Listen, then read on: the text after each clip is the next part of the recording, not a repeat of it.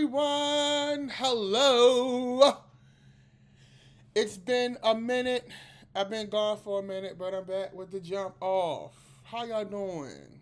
My name is DDM. If you are just joining, you can follow me online at DapperDamWriters. This is Secretary of Shade. Shout out to all my cabinet members. Shout out to our sponsor, Care. Make sure you follow them at Care for Equity. Um, how y'all doing? It's been a couple of weeks. I've been busy. Actually, shout out to the University of Maryland College Park. Dr. Cecilia Shelton. I will be doing a panel discussion on the election actually today, this evening at Tars Hall. So if you're in the College Park area, I'll have it posted on my socials after um, we meet today. Also, to make sure you're subscribed to the YouTube channel, youtube.com/Secretary of Shade, as well for all of the deets and details. Good morning. I'm wearing my Stevie Wonder shirt. I got the opportunity to see Stevie Wonder last week. It was amazing. Front row center tickets. Shout out to my special friend who looked out for me on that. But it's 12 days until election time. Okay? Are you tired? Are you exhausted? Because I'm exhausted. I'm tired. I had to take a break. And, for those of you who follow me on the social of medias, I said that I was considering taking a very long break after the election because it's been a lot. It's been a lot for all of us. Early voting has started, so definitely make sure you get out there and, you cast your ballots to beat the lines. Me personally, I love early voting. I like being in the thick of it on election day. That's just me. So I don't mind standing in line, cracking the fuck up, talking to people while I'm waiting. But it's been a lot. In this meeting, we are going to talk about Kamala'S town hall last night. We are going to talk about, the North Korean troops being in Russia to assist Vladimir Putin on a local level here in my state of Maryland. We also going to talk about Larry Hogan and Angela Alsobrooks. But what's more important about this is I want to see how you're doing. I've gotten a chance to meet a good amount of you outside on the street, and I thank you for saying hello. I was in Philadelphia and I got a chance to meet a young lady there. I've met people in the South. I've met people in different cities, in D.C., and I love you guys, and I thank you for supporting and tuning in. But part of what I do this for is a place for us to breathe. And if you are having a hard time at home, in your workplace, a person who you can come to and say, I'm worn out. How are you doing, people? How's your week been? How's your month been? We're 12 days away from a very important presidential election, 12 days away from very important statewide elections. And I know it's a lot because it's a lot for me.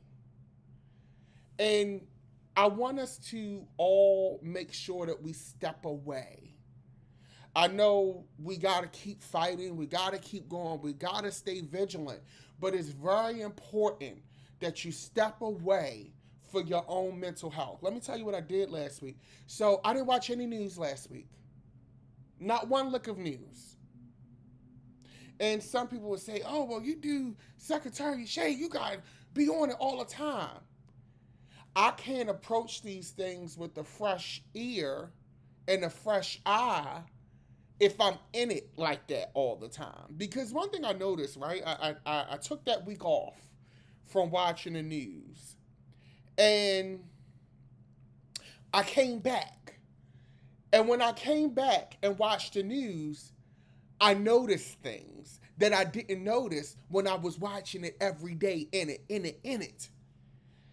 And I was like, oh, this is a lot. This is incredibly biased, or this is great reporting. This is very non biased and to the point. But when you're in it like that all the time, and I see even the newscasters and the journalists, they're in it so much that sometimes you got to take a step back and come back to common sense. Because we get so in the weeds of everything, right? But sometimes you got to take that step back and breathe. Touch grass. Enjoy your children. Go out to a movie. It's Halloween. I'm going to be in D.C. this weekend for my friend's party. And I got a bad costume, y'all. It's giving Marvel Cinematic Universe, and I'm not playing with these whores. But take a step back. Because guess what? In 12 days, it's going to be intense. So after you cast your vote for your early voting, step away. If you've already voted, turn the news off. You've done your part. There's nothing else you can do until November 5th and after. So I'm challenging you, and I'm telling you, if you have voted already, if you have made up your mind at this point, and we're going to get to these undecideds in a minute, turn the news off. You've done your job. There's nothing else you can do at this point. You're done. Don't turn me off now. But turn the news, turn it off, and go live your life. Okay? Now, speaking of which, and thank you, TB. I have been working on my physical fitness. Speaking of which, last night, Kamala Harris had a town hall that was hosted by CNN. Anderson Cooper was the moderator of this town hall. And I got to give kudos to Anderson Cooper because he was incredibly unbiased. He was calling her the hell out last night. And I'm glad he did that. Because at some point, I don't know what happened when it felt like news stations became football franchises. And he called her to task. And she needed that because she had to answer questions. Now, in the post-analysis of the town hall, Van Jones, who I don't really quote very often, but he said something that was so true. He said, Donald Trump gets to be lawless and Kamala has to be flawless. And it's the absolute truth. I, posted on my social medias a few days ago, I said, I have been exhausted with the American public's lack of knowledge of how their own government works. And that's part of the reason why I'm considering a step back. But it's the truth. In this stage, right? I understand groceries are high. I get it. As a single person with no children, no partner, the only person I got to take care is me. It's high for me. So I can't imagine what y'all people with children is doing right now. But at the same time, I know because I study government and things like that it didn't just happen overnight. This isn't the product of even the last 4 years. This is an amalgamation of several things. But to the American public, what I noticed about the town hall is people were asking very pointed, direct questions, which is what you should be asking. But there was no nuance to the question, no systematic. It was, what are you going to do to fix hunger tomorrow? And a lot of Kamala's answers were, well, wait a minute. Like when she talked about the border. The young man asked a very good question about the border and who's paying for these people and all that stuff, which I was like, okay, niece, I'm with you on that. What you got for us, Calm? And she said, well, we had a border bill, which we all know, if you watch my channel, there was a border bill, a very aggressive border bill that was put together by some of the most conservative Republicans in Congress that Donald Trump tanked with a phone call. But then they did some executive orders this year. Anderson called her to the carpet on that. And he said, well, why didn't you do these executive orders in 2022 and 2023? which is a good question because we know you did them for election year, right? Let's keep it real. But she said, executive, in so many words, executive orders are not a permanent fix. Congress holds the purse strings. In order to have real systematic change, these laws have to be codified and put into practice and put into law by Congress.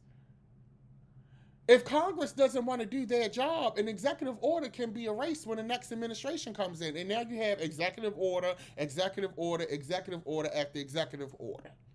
So her answer was it was the right answer. It was a real answer, right? But I don't think that the American public at large is looking for real answers. I think they're looking for answers that are going to make them feel good. And they're looking for answers that are not permanent solutions. They're looking for band-aids. And I get it because a lot of people are bleeding right now. But a band-aid is not going to do nothing but prolong your injury. Because it's like this, right? If I get a pinched nerve, which I'm using this as an example because I got a pinched nerve, if I get a pinched nerve,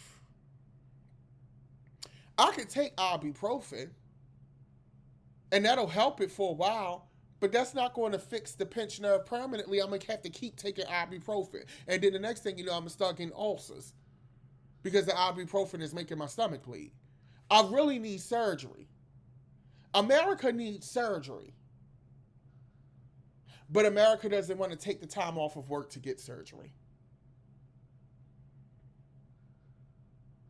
And that's what we have to think about when it comes to these things. And I watched the town hall, and you know, the thing is this. That woman, what is annoying about this is that woman is highly qualified, has a resume, and I like that there were a few moments where she said, quite frankly, there's some blatant misinformation out there. She talked about her prosecutorial record.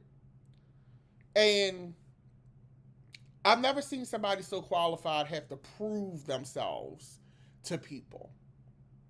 But you have a person who was a damn nightmare, but because he signed off on a stimulus check, a one-time stimulus check, when Canada got multiple stimulus checks over the pandemic, okay, a one-time stimulus check, and y'all are praising all of glory for that. It doesn't make sense to me. But this also shows, and I as a person who, I don't really like to play race games. I just don't. But the reality is this. That woman is 4 times more qualified to sit in that chair than him. But because she's a woman, because she's a black woman, she got to work harder. And that's the reality. That's the reality. And they say, well, she was the vice president for 4 years. Let's be clear. If I was in Kamala's team, this is how I would answer this question. When they ask me, well, you were the vice president. The vice president's job is to support and carry out the agendas of the president. That does not mean that the vice president always agrees with every policy or every move. The vice president can give their input and their opinion, but ultimately they are a support role. So everything is not going to be that. Let's look at Mike Pence. We now know Mike Pence didn't agree with everything, and in some cases he really should have put his foot down. He did when it finally really mattered, even though it mattered at some time. But when it really mattered, he put his foot down and said, hell no, I'm not going and overturning this election.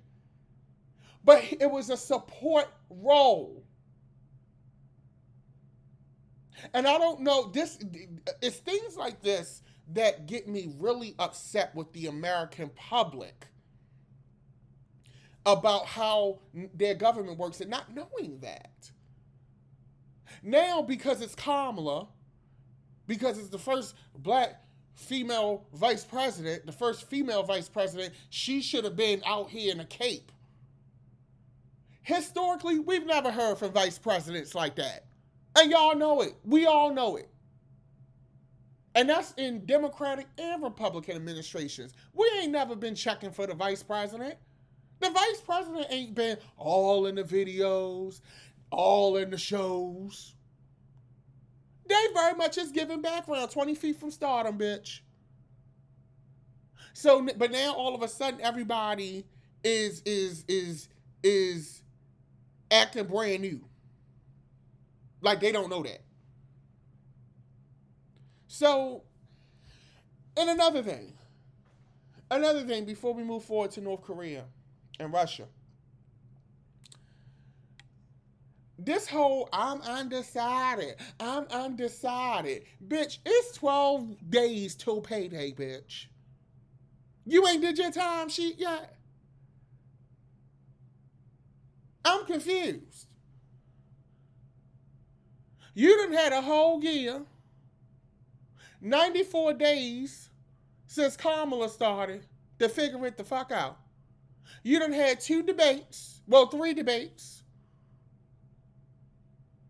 campaign commercials, and you got this lady out here tap dancing 12 days before election day because I just don't know. I don't know. Well, guess what? I won't be riding with you in the horror movie, bitch, because your ass is getting cut the fuck up.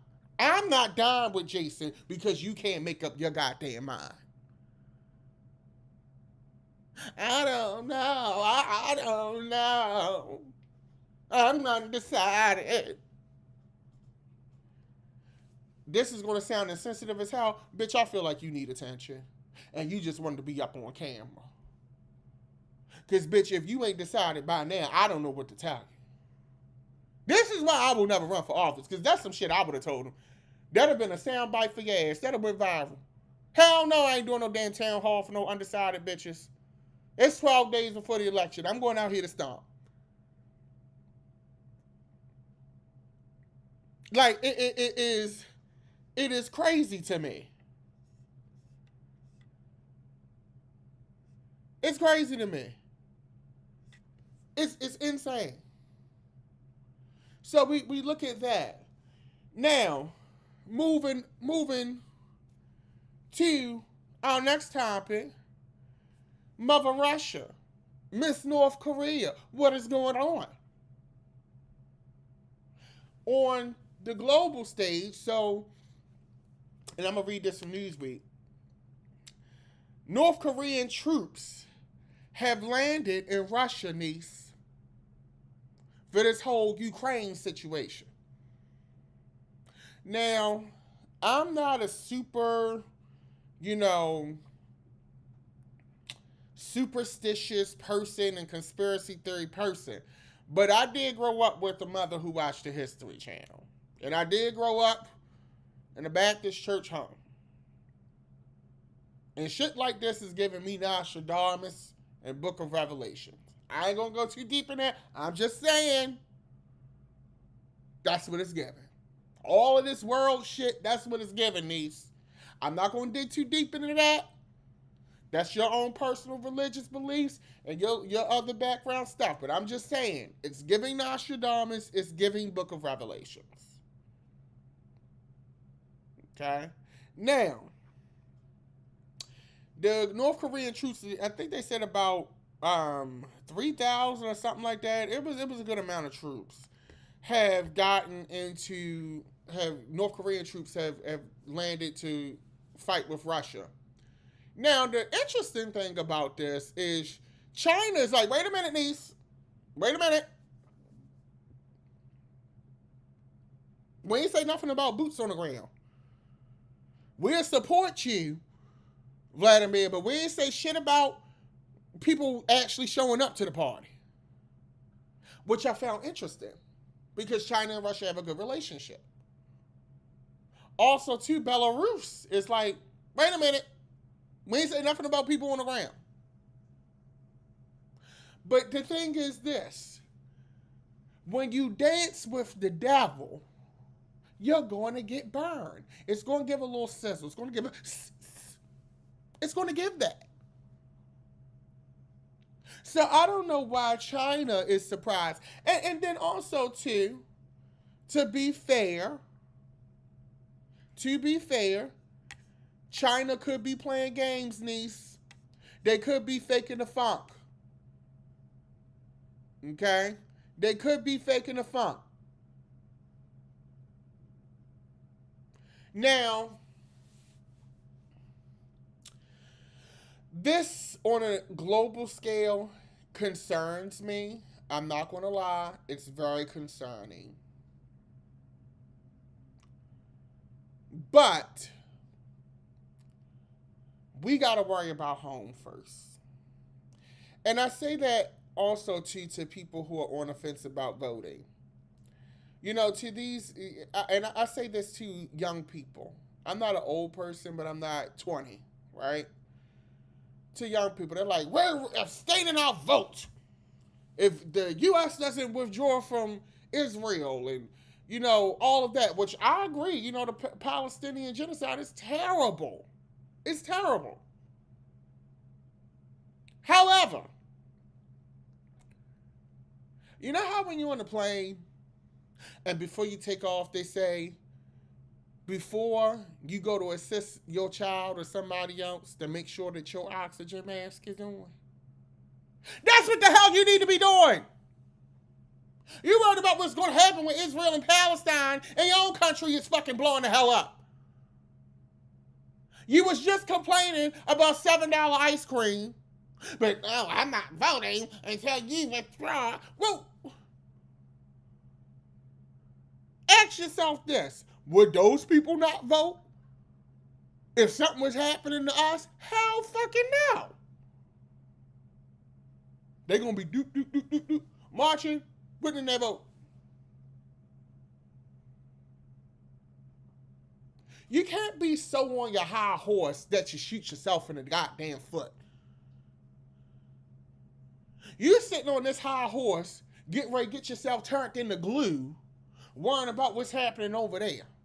And I'm not saying that foreign affairs are not important, because they are. But we got a fire in the kitchen in our own goddamn house.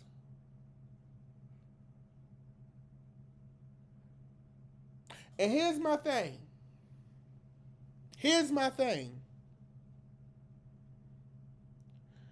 After this election, and I say this to both sides, if things don't go the way that you wanted, and you didn't vote, or you got the candidate that you voted for, and it still don't go the way that you wanted, I don't want to see no GoFundMe's to help with you getting across state lines to get your abortion. I don't want to see no GoFundMe's to keep you in the country. Don't be outside marching. I'm trying to sleep. The marching is November 5th. Anything outside of that, you're not a serious person. And some people say, oh, why are you saying that's offensive? I don't give a shit. You got one job, one of the easiest jobs,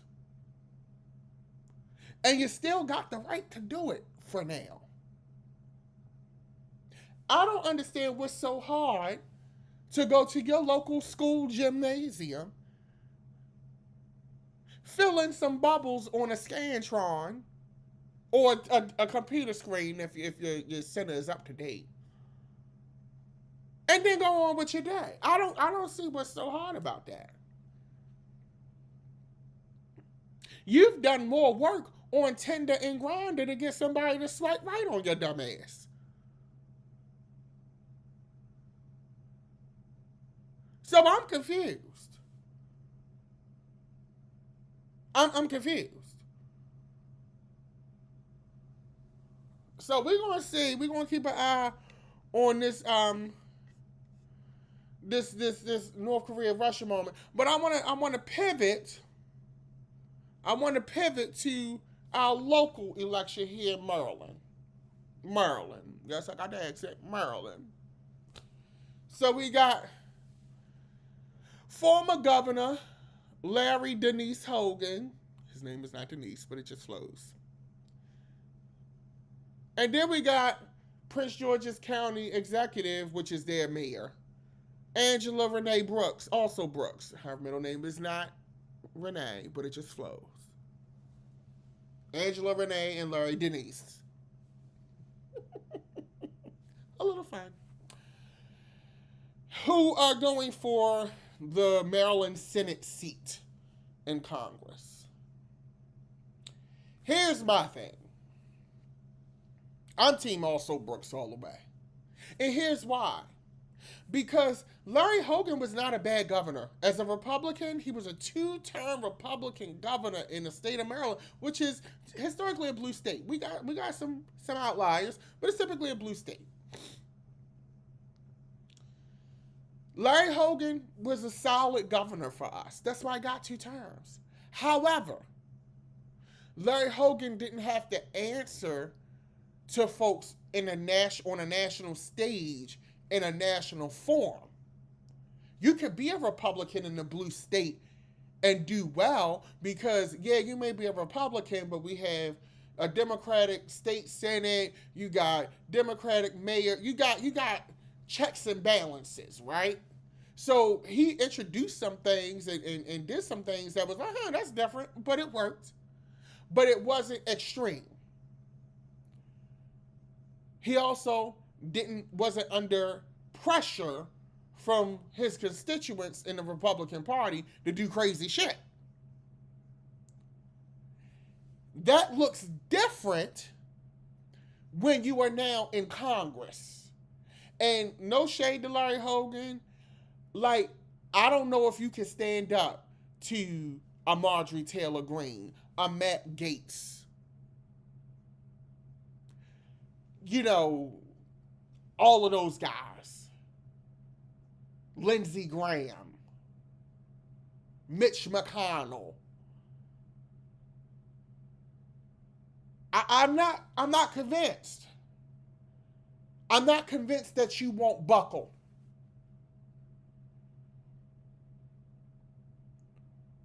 I'm not convinced. And my thing is, Maryland is not a perfect state. It's not, but it's a good one. And I'm thankful to live here. In this stage in the game, looking at national rents, quality of life, DC is right down the street. Sorry for me. It makes sense for me. And I want to keep it that way. And when Larry goes sit in that National Senate seat chair, I don't know what kind of damage he is going to help cause. Not because he may actually believe this shit, but because he's going to buckle. That is my chief concern. Now, we know Larry done did some shady shit that always manages to disappear because some kind of bigger conflict happens. Because he been tearing Angela up in these attack ads about tax breaks she got. But the Washington Post, what people leave out is before the pandemic hit, just as the pandemic was hitting, the Washington Post was getting ready to put out a big financial story on Larry Hogan. But then the pandemic happened and it went away. And it's interesting because, that's why y'all need to have gays on y'all staff. Because we dig. We dig. And I don't know why nobody's ever brought that back up.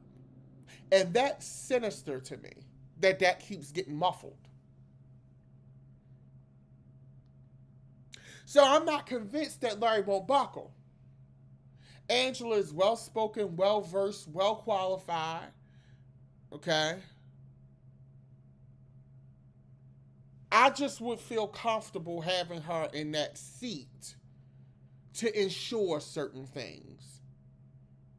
Because I'm not convinced, even though Larry has worked with Democrats for 8 years, he worked with Democrats for 8 years on a local level.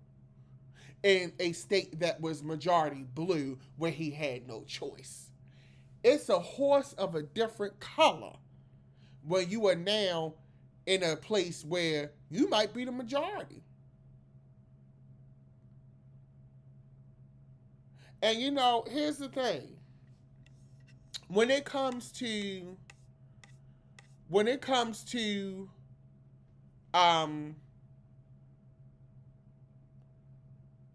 the women's rights issue, abortion, things like that.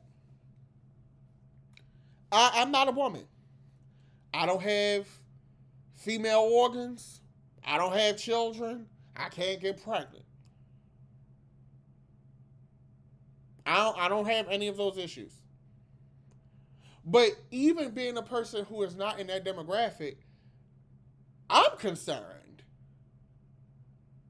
And none of those things affect me. I will never have to worry about if I get pregnant and something goes wrong with the pregnancy, not being able to get the abortion or having a child. I won't have to worry about any of that. But it's interesting seeing women who are like, yeah, and no shade, and I say this respectfully, but if you are a woman of a certain age who can no longer bear children or have difficulty bearing children,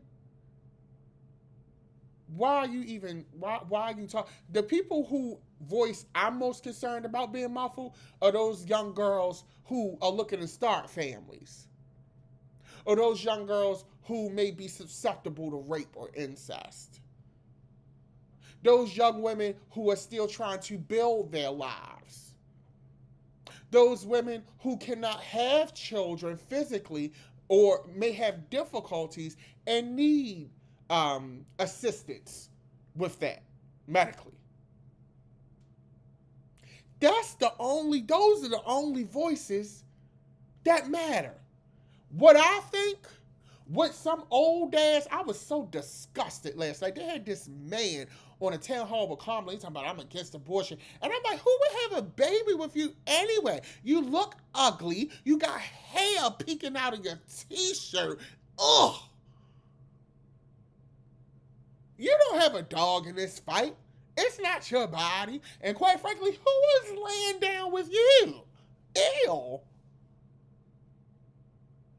Nasty. Ugh. About to throw up in my mouth. But those voices, to me, don't matter. The only voices that matter are the women who are going to have to be faced with that dilemma.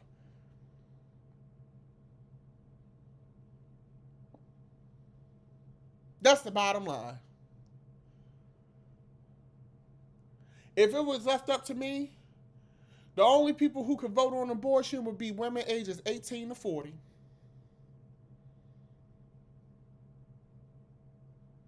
If I had it my way. If you are not assigned female at birth or able to reproduce, if you're not between the ages of 18 years old and 40, you would not be able to vote on that issue. If it was up to me. It's not up to me. But that's why I want Angela Alsobrooks in that seat. In Maryland, it is so important. We can't give Larry the seat. I know as a governor, he did some great things for us. I'm not discounting that. But I knowing the shady dealings behind the scenes that Larry has done, that keeps getting swept away, we cannot give him that seat. We can't give it to him. We got to have one in the chamber. Because nationally, this could go south. But at least locally, we need to be able to balance and anchor ourselves. We cannot give Larry this seat. We can't. So make sure you're voting for, Angela Alsobrooks, Mother Alsobrooks. She got a bad rap too. No shade, not that matters, but Alsobrooks be giving Olivia Pope with the rap. Her rap game is nasty. But that's where we at. That's where I'm at.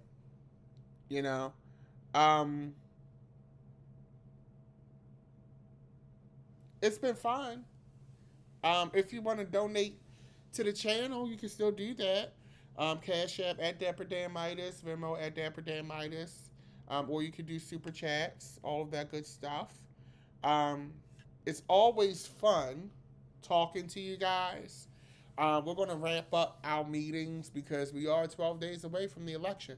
I can't wait to see my folks at University of Maryland College Park this evening. The panel starts at 5 p.m. If you go on my Insta stories, Dapper Dan Midas, I'm going to be posting a flyer after I get off of here. But as always, it's fun. Peace and blessings, peace and love. Take care of yourself. Love each other. I love you. As always, be safe and bye-bye.